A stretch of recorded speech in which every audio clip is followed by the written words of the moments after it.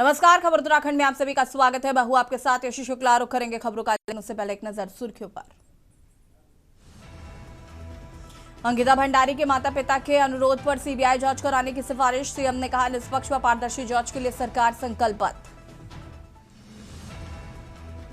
उत्तराखंड में जन जन की सरकार, जन जन के द्वार कार्यक्रम। 23 दिन में 16,000 से अधिक शिकायतों का निपटारा।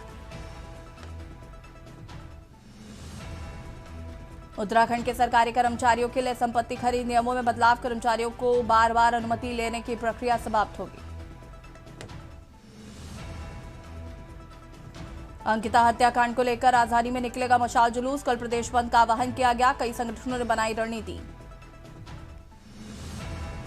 21 फरवरी से 20 मार्च तक होगी उत्तराखंड बोर्ड की 10वीं 12वीं की परीक्षा। 2 लाख से अधिक छात्र होंगे शामिल।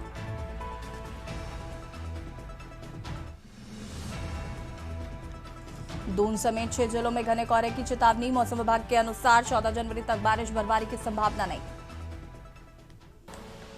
आप देख रहे हैं के न्यूज, खबरों का सारथी। खबर खटीमा से, जहां पर पीलीभीत रोड स्थित वन विभाग के ऑक्सीजन पार्क की 17 हेक्टेयर वन भूमि में भव्य सिटी फॉरेस्ट पार्क बनाए जाने की कवायद शुरू हो चुकी है, जिसको लेकर तराई पूर्वी वन प्रभाग के डीएफओ हिमांशु बांगरी ने एसडीओ संचिता वर्मा और रेंजर हरेंद्र सिंह बिश के साथ ऑक्सीजन पार्क में हो रहे निर्माण कार्य सहित अन्य निर्माण संबंधित जगहों का स्थलीय निरीक्षण किया है। डीएफओ बांगरी ने कहा कि निरीक्षण का यह देखा गया है कि निर्माण कार्य के अनुरूप कौन सी गतिविधि को किस जगह विकसित किया जाएगा। उन्होंने कहा कि प्रथम फेज में लगभग 90 लाख की लागत से सिटी फॉरेस्ट पार्क का निर्माण होना है।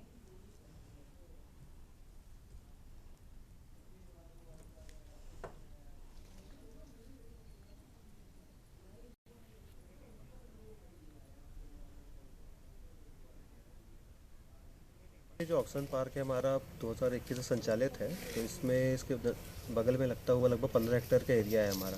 तो इस पूरे ही एरिया को एक हम भव्य लगभग 17 हेक्टेयर के सिटी फॉरेस्ट के रूप में डेवलप कर रहे हैं।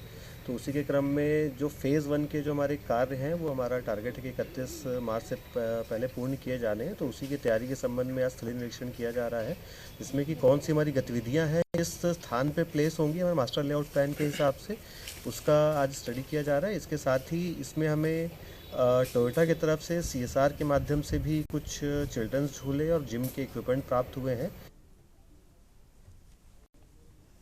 खबर डोईवाला से, जहां पर पूर्वाधुन कांग्रेस द्वारा डोईवाला में एक बड़ी प्रेस कॉन्फ्रेंस का आयोजन किया गया, जिसमें मनरेगा बचाओ संग्राम के राष्ट्रव्यापी शुभारंभ की घोषणा की गई। इस मौके पर कांग्रेस नेताओं ने केंद्र और राज्य सरकार पर मनरेगा को कमजोर करने का आरोप लगाया है। प्रेस कॉन्फ्रेंस को संबोधित करते हुए कांग्रेस नेता मोहित उनियाल, मनोज नौटियाल, सागर मनवाल, गौरव मल्होत्रा सहित अन्य नेताओं ने कहा कि मनरेगा जैसी जनहितकारी योजना को धीरे धीरे समाप्त करने का प्रयास किया जा रहा है।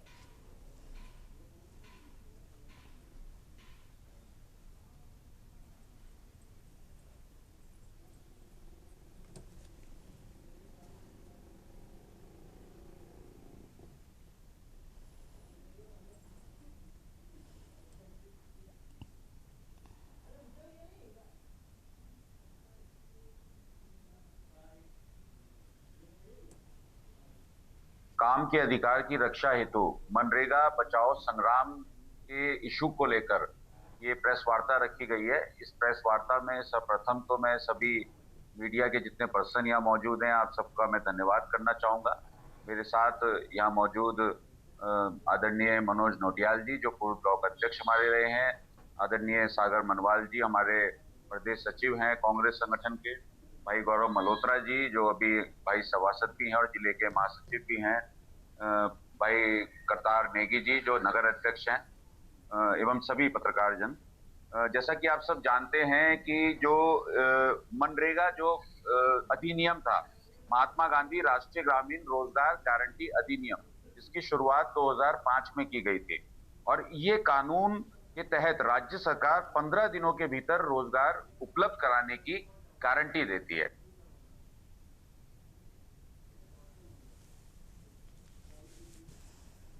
खबर देहरादून से, जहां पर भाजपा प्रदेश भर में बीबीजी रामजी अधिनियम के जागरूकता के अभियान चला रही है। इसके लिए पार्टी ने सभी पदाधिकारियों और जिलाध्यक्षों को 1 दिवसीय कार्यशाला आयोजित की है। यह कार्यशाला पहले प्रदेश स्तर पर आयोजित होगी, जिसके बाद इसे जिला स्तर तक ले जाया जाएगा। कार्यशाला का मुख्य उद्देश्य कृषि, ग्रामीण और श्रमिक क्षेत्रों से जुड़े लोगों को योजना के लाभों के प्रति जागरूक करना है, ताकि अधिक से अधिक पात्र लोग इसका फायदा उठा सके। वही प्रदेश अध्यक्ष भाजपा और राज्यसभा सांसद महेंद्र भट्ट ने बताया कि इस योजना के तहत उत्तराखंड राज्य को 90-10 के अनुपात में वित्तीय सहायता दी जाएगी, जिससे पारदर्शिता बढ़ेगी और भ्रष्टाचार में कमी आएगी।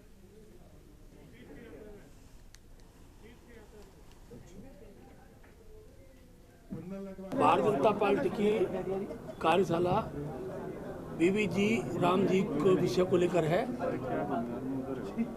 और ये कार्यशाला आज प्रदेश स्तर की है।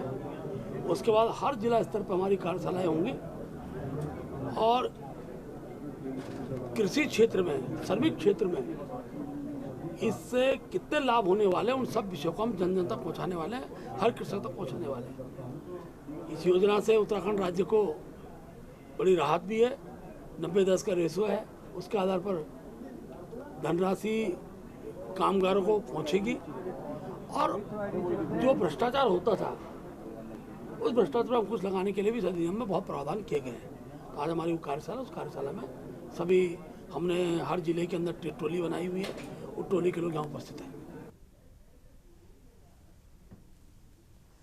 खबर देहरादून से, जहां पर उत्तराखंड में जहां एक और मुख्यमंत्री धामी का अवैध अतिक्रमण के खिलाफ एक्शन निरंतर जारी है, वही कांग्रेस प्रदेश अध्यक्ष गणेश गोदियाल ने धामी के अतिक्रमण के ऊपर की जा रही कार्रवाई को जानबूझकर भावनाओं से खेलना बताया। गोदियाल ने कहना है कि सरकार को अतिक्रमण की दृष्टि से देखने की आवश्यकता है। उन्होंने कहा कि राज्य में ऋषिकेश, हल्द्वानी, रामनगर में कई वर्षों व लंबे समय से रह रहे लोगों को अतिक्रमण की श्रेणी में नहीं लाना चाहिए। वहीं जहां कहीं भी अवैध अतिक्रमण से आता है समस्या, ये व अन्य जो अवैध अतिक्रमण की श्रेणी में आता है उस पर सरकार को कार्रवाई करनी चाहिए।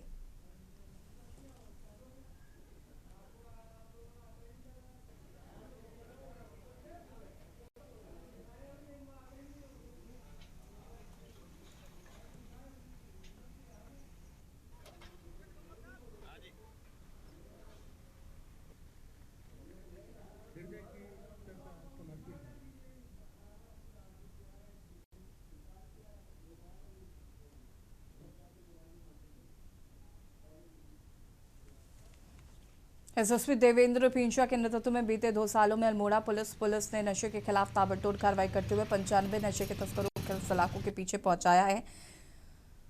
एसएसपी ने बताया कि अल्मोड़ा पुलिस द्वारा नशे के विरुद्ध जीरो टॉलरेंस नीति अपनाते हुए ताबड़तोड़ कार्रवाई करते हुए वर्ष 2025 में 3,26,48,000 के मादक पदार्थ बरामद कर 95 नशा तस्करों को गिरफ्तार किया गया, जिसमें कुल 62 अभियोग पंजीकृत किए गए, जिसमें 95 गिरफ्तारियां हुई हैं, जिसमें 14.757 केजी चरस और 248.53 ग्राम स्मैक बरामद हुआ है।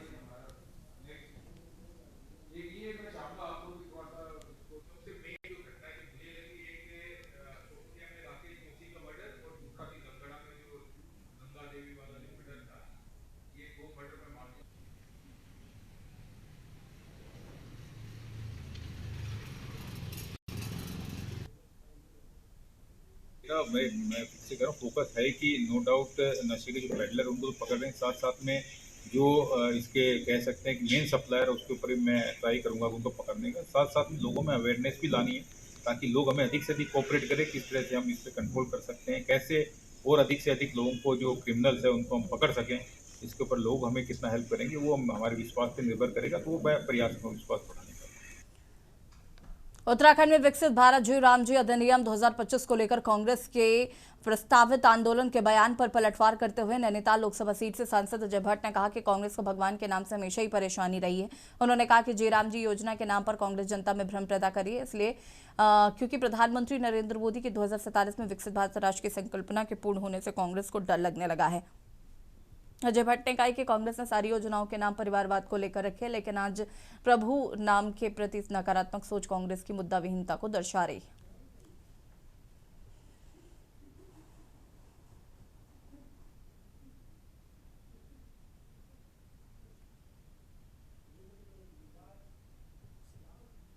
से आप केमिस्ट्री में पढ़ते हैं CA फलाना फलाना K2SO4 फलाना, तो ये तो शॉर्ट फॉर्म है, उसका लंबा नाम तो अलग है। कहां पर इसमें राम जी का नाम तो जी राम जी शॉर्ट फॉर्म बन गया, तो इससे चिढ़ क्यों हो गई? किसे बदल रहे हैं? कांग्रेस ने तो कई बार बदला इसका नाम, जवाहरलाल नेहरू के नाम पर लाए हैं। 600 करीब पुरस्कार जो है या फिर जो किसी को सम्मानित किया जाता है कांग्रेस के बड़े नेताओं के, इंदिरा जी के नाम पर, राजीव जी के नाम पर, जवाहरलाल जी के नाम पर रखे गए हैं। परिवार से बाहर निकलते ही नहीं थे। यहां तो मोदी जी ने ऐसा कुछ किया नहीं।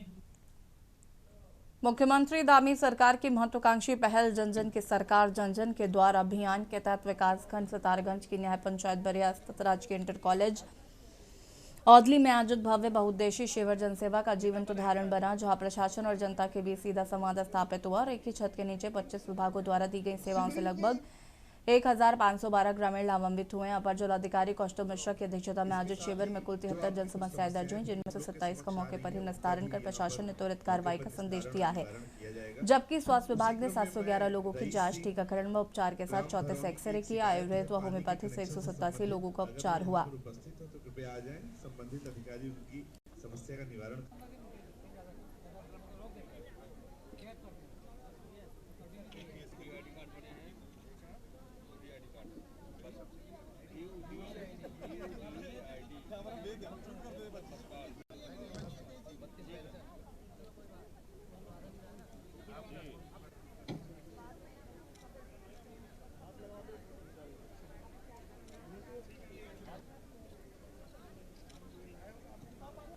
किताब है 4-5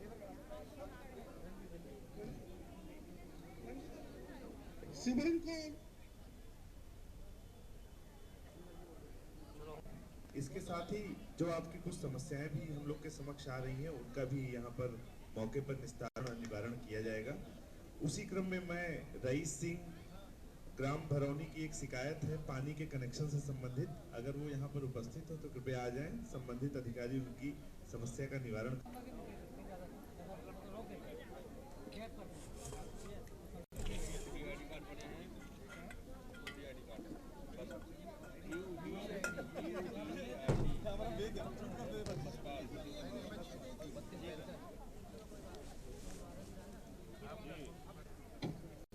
उत्तराखंड हाईकोर्ट ने भारतीय चिकित्सा परिषद उत्तराखंड इकाई के अध्यक्ष जनार्दन नौटियाल के अध्यक्ष पद को चुनौती देती याचिका पर सुनवाई की है। मामले की सुनवाई के बाद मुख्य न्यायाधीश जिनेंद्र व न्यायमूर्ति सुभाष उपाध्याय की खंडपीठ ने याचिकाकर्ता अखिलेश कुमार भटनागर इकाई के उनके द्वारा जो आरोप नौटियाल पर लगाए गए हैं उन आरोपों की एक प्रति मैं सबूतों के साथ 6 सप्ताह एक प्रत्यावेदन राज्य सरकार को दे। राज्य सरकार उस प्रत्यावेदन पर विधि के अनुसार निर्णय लेकर कानूनी कार्रवाई करे।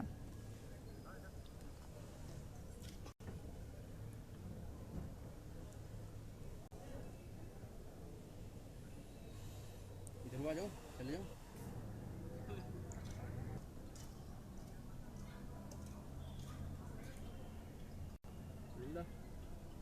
अभी तो झंडा हिल रहा था।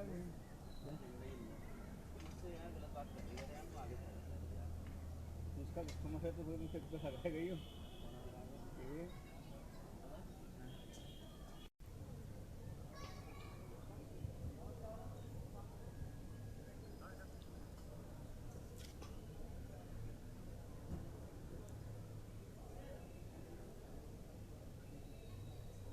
जाओ, चले जाओ।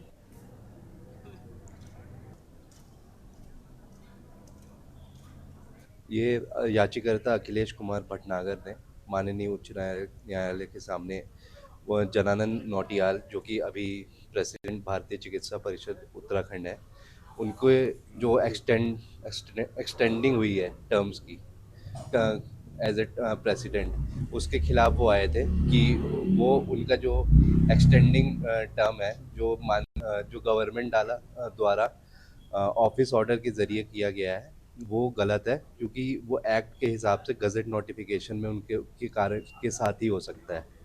और उसके अलावा उन्होंने जनानन नौटियाल और यहाँ रुकेंगे छोटे से ब्रेक के लिए, जो हासिल होते हैं।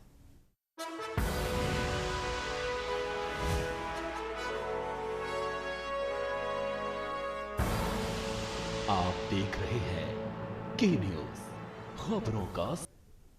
ब्रेक के बाद एक बार फिर से आप सभी का स्वागत है। अल्मोड़ा में उद्यान विभाग द्वारा उद्यान कर्मियों के लिए 1 दिवसीय सूक्ष्म सिंचाई प्रणाली पर आधारित कृषि कार्यशाला का आयोजन किया गया। इस दौरान किसानों को सूक्ष्म सिंचाई पद्धति से होने वाले फायदाओं के बारे में विस्तार पूर्वक बताया गया है। मुख्य उद्यान अधिकारी डॉक्टर नरेंद्र कुमार द्वारा सूक्ष्म सिंचाई प्रणाली पर प्रकाश डालते हुए बताया गया कि कम पानी में अधिक फसलों की सिंचाई हम कैसे कर सकते हैं, इस पर विस्तार पूर्वक बताते हुए कहा कि इस विधि से सिंचाई करने से 30 से 80% पानी की बचत होती है।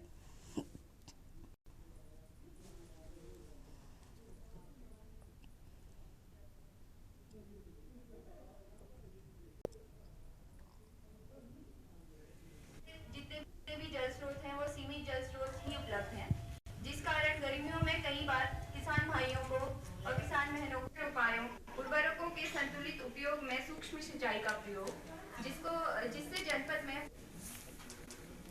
डॉक्टर अशोक कुमार साहनी जी, वैज्ञानिक जीवीपन।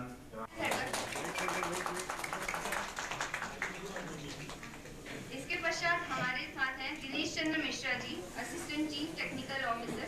प्रधानमंत्री कृषि सिंचाई योजना के अंतर्गत पर ड्रॉप मोर क्रॉप का जो एक घटक है, उसके अंतर्गत हम किसानों को ड्रिप सिंचाई और श्रृंखला सिंचाई के माध्यम से कैसे हम खेती किसानी में या अपने बगीचों में या वेजिटेबल प्रोडक्शन में इसके माध्यम से हम कैसे उत्पादन और उत्पादकता को हम कैसे एक उच्च स्तर पर ले जा सकते हैं, इस पर हम लोगों ने ये प्रशिक्षण रखा है।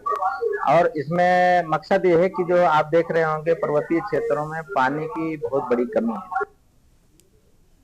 खबर लक्सर से है। लक्सर में पिछले दिनों हुई गोलीकांड मामले की एसआईटी जांच शुरू हो गई है। आपको बता दें कि शातिर बदमाशों सर यादव और अजय द्वारा उस समय जब अपराधी विनय त्यागी को लक्सर कोर्ट में पेशी के लिए ले जाया जा रहा था, तब लक्सर ओवर ब्रिज पर पुलिस कस्टडी के दौरान अपराधी विनय त्यागी पर गोलियां बरसाई गई थी, जिसमें विनय त्यागी गंभीर रूप से घायल हो गया था। बाद में इलाज के दौरान ऋषिकेश एम्स में उसकी मौत हो गई। शासन ने मामले की जांच के लिए एसआईटी गठित की है। SIT team incharge deputy SP Shishupal Negi ने बताया कि गोलीकांड के मुख्य आरोपियों को कोर्ट के आदेश पर पुलिस रिमांड पर लिया गया।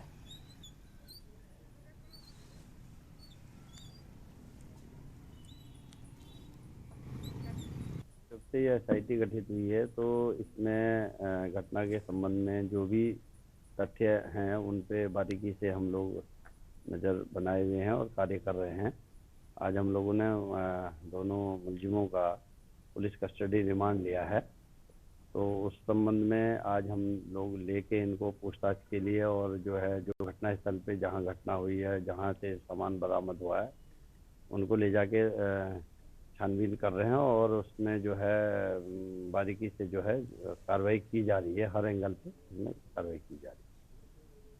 उत्तराखंड हाईकोर्ट के मुख्य न्यायाधीश जी नरेंद्र आज सेवानिवृत्त हो गए हैं। मुख्य न्यायाधीश जी नरेंद्र के सेवानिवृत्त होने पर उत्तराखंड हाईकोर्ट में उनके सम्मान में फुल कोर्ट फेयरवेल रेफरेंस का आयोजन किया गया। इस दौरान हाईकोर्ट के समस्त न्यायमूर्ति सहित रजिस्ट्रार जनरल व उच्च न्यायालय के सभी अधिवक्ता मौजूद रहे।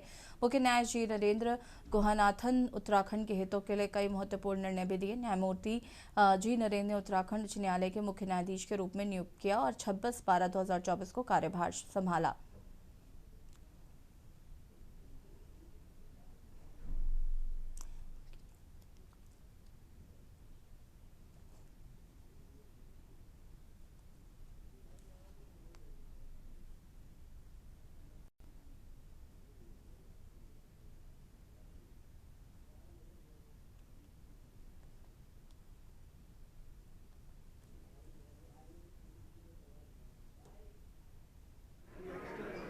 आज माननीय उच्च न्यायालय के मुख्य न्यायाधीश गुहानंद नारायण जी की विदाई समारोह हुआ और उनकी उपलब्धियां तो बहुत रही। उन्होंने इंफ्रास्ट्रक्चर पर काम करा, उन्होंने डिजिटलाइजेशन पर काम करा, उन्होंने जो कोर्ट को ट्रायल कोर्ट रिकॉर्ड का उनको सब रिकॉर्ड को मैनुअली भी रखते हुए और डिजिटल के रूप में भी रखते हुए वो एक उनकी बहुत बड़ी उपलब्धि रही।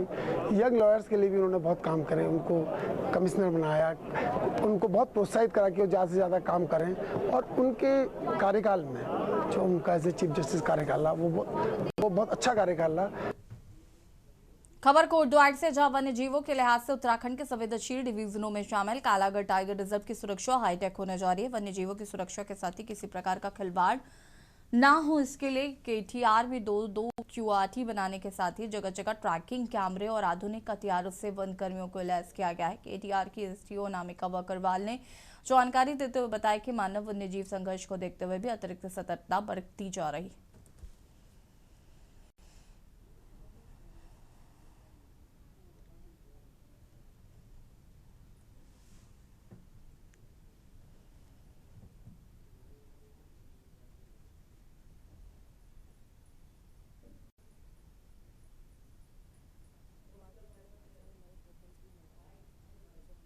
सूट्स है या फिर हमारे नए सेंसर कैमराज हैं जिससे हम वाइल्ड लाइफ की मूवमेंट ट्रैक कर सके। आपको पता है कि पौड़ी ज़िले में अभी वन्य जीव संघर्ष बहुत ज़्यादा बढ़ गया है, तो अभी हमने QRT बनाई है, साउथ बाउंड्री के लिए अलग हमने बनाई है, नॉर्थ बाउंड्री के लिए अलग। तो सबसे पहले हमारे रेंज ऑफिस का जो स्टाफ है वो तो जाता ही है, बट साथ में हमने स्पेशलाइज्ड टीम, एक डेडिकेटेड टीम भी रखी है जो तुरंत वहाँ जाकर और एकदम रिस्पांस टाइम मिनिमम रखकर वहाँ पर एक्शन लेती है। और खबर उत्तराखंड में फिलहाल इतना ही। देखते रहिए K-News इंडिया। नमस्कार।